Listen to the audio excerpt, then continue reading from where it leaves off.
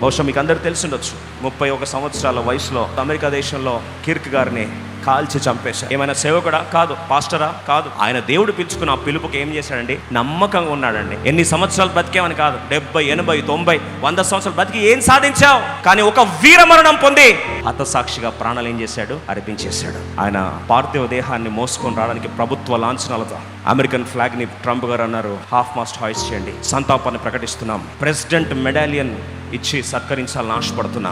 చరిత్రలో ఒక vice president ప్రభుత్వ లాంఛనాలతో ఆయన పార్థివ దేహాన్ని మోస్తా ఉన్నాడండి. వందల వేల మోటార్ కేడుతో ఆ ప్రాంతం అంతా కూడా కిక్కిసిపోయి దేశం ఒక్కసారి లేచి నిలబడి సెల్యూట్ సలాం కొట్టే స్థాయికి వస్తాడని ఎవరన్నా కలగన్నారా? ఈరోజు ఎలా జన్మించాం పాయింట్ కాదు. నువ్వు సేవకుడే అవ్వాలని రూల్ లేదు, సేవకురాలే అవ్వాలని రూల్ లేదు. కానీ పిలుచుకున్న దాంట్లో నమ్మకంగా ఉండు. చరిత్ర ఒకరోజు గుర్తుపెట్టుకుంటుంది. కారణ జన్ముడు నీవని ఒకరోజు లేచి సలాం కొడుతుంది. ఆ మాటలు దేవుడు మన పక్షం నెరవేర్చును గాక.